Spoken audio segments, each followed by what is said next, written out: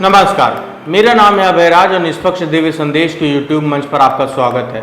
महाराष्ट्र नवनिर्माण सेना में जान फूंकने के लिए एक बार फिर से राज ठाकरे एक्टिव हो गए हैं। विधानसभा चुनाव से पहले एक तरफ ठाकरे उम्मीदवारों की घोषणा कर रहे हैं तो दूसरी तरफ जमीन पर माहौल बना रहे हैं। हालांकि सियासी गलियारे में राज की कंफ्यूज पॉलिटिक्स की चर्चा तेज है।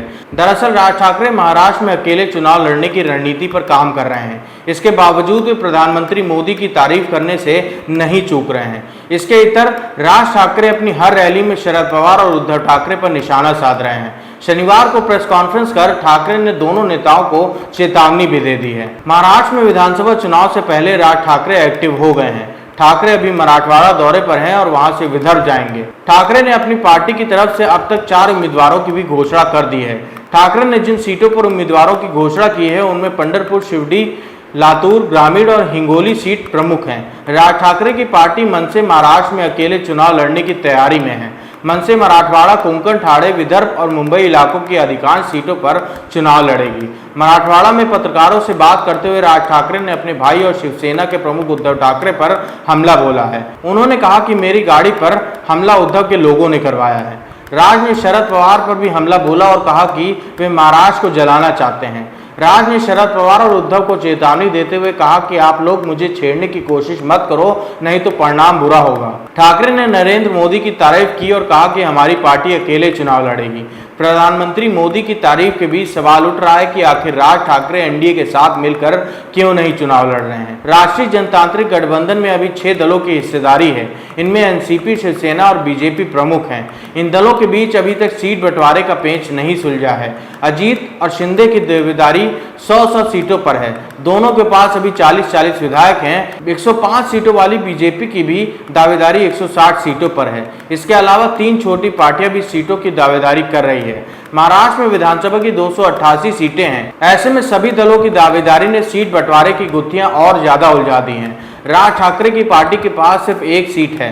राज अगर अभी दावा करते हैं तो उनकी दावेदारी कम सीटों पर होगी, इसलिए राज ने अभी उम्मीदवार उतार दिए हैं। लेकिन मोदी की तारीफ कर वे एनडीए में अपने द्वार बंद भी नहीं करना चाहते हैं। राज की नजर आने वाले सिनारियो पर भी है। अगर एनडीए कोई पार्टी छोड़ती है तो राज अपने लिए वहां स्पेस बनाने की कोशिश करेंगे। मराठवाड़ा में रैली के दौरान जब पत्रकारों ने अकेला चुनाव लड़ने को लेकर सवाल पूछा तो राज ठाकरे भड़क गए।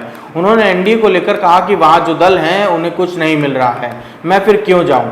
कहा जा रहा है कि एनडीए के दल राज ठाकरे को सीट देने के पक्ष में नहीं है। लोकसभा चुनाव के दौरान भी राज ठाकरे को सीट देने की चर्चा थी, लेकिन उन्हें एक भी सीट नहीं मिली। आखिर में राज ने बिना शर्त ही एनडीए में आ गए। हालांकि राज ने आने से भी एनडीए को कोई फायदा नहीं है। शुरुआत में विधानसभा चुनाव में सीट झटकने के लिए राज ने कई प्रयास किए, लेकिन उन्हें सफलता नहीं मिली। महाराष्ट्र में राज ठाकरे और उद्धव ठाकरे के साथ आने की भी चर्चा थी, लेकिन यह खिचड़ी भी नहीं पक पाई। ऐसे में राज ने अकेले ही चुनाव लड़ने का फैसला किया है। राज ठाकरे शुरू से ही मराठा और हिंदुत्व की पॉलिटिक्स पर फोकस कर रहे हैं। कहा जा रहा है कि वो मोदी की तारीफ कर वे इस यूएसपी को बनाए रखना चाहते हैं। साथ ही ठाकरे उन सीटों पर ज्यादा फोकस कर रहे हैं जहां पर बीजेपी चुनाव नहीं लड़ेगी। राज ने अब तक जिन 4 सीटों पर उम्मीदवार उतारे हैं वो एनसीपी और शिवसेना का गढ़ माना जाता है। यहां बीजेपी के इस बार चुनाव लड़ने की संभावना कम है। ठाकरे की कोशिश इन सीटों पर बीजेपी के कोर वोटर्स को भी अपने तरफ खींचने की है, इसलिए भी ठाकरे प्रधानमंत्री की तारीफ कर रहे हैं। शिवसेना से अलग होने के बाद 2006 में राज ठाकरे ने मनसे का गठन किया था। 2009 के विधानसभा चुनाव में मनसे ने 143 सीटों पर उम्मीदवार उतारा था। पार्टी को 13 सीटों पर जीत मिली और उसे 5.71% वोट मिले। 2014 के चुनाव में राज ठाकरे ने 219 सीटों पर उम्मीदवार उतारा, लेकिन पार्टी को सिर्फ 1 सीट पर जीत मिली। 2019 में भी मनसे को 1 ही सीट पर जीत मिली। 2009 के मुकाबले 2019 में पार्टी का वोट प्रतिशत घटकर 2% पर पहुंच गया। धन्यवाद।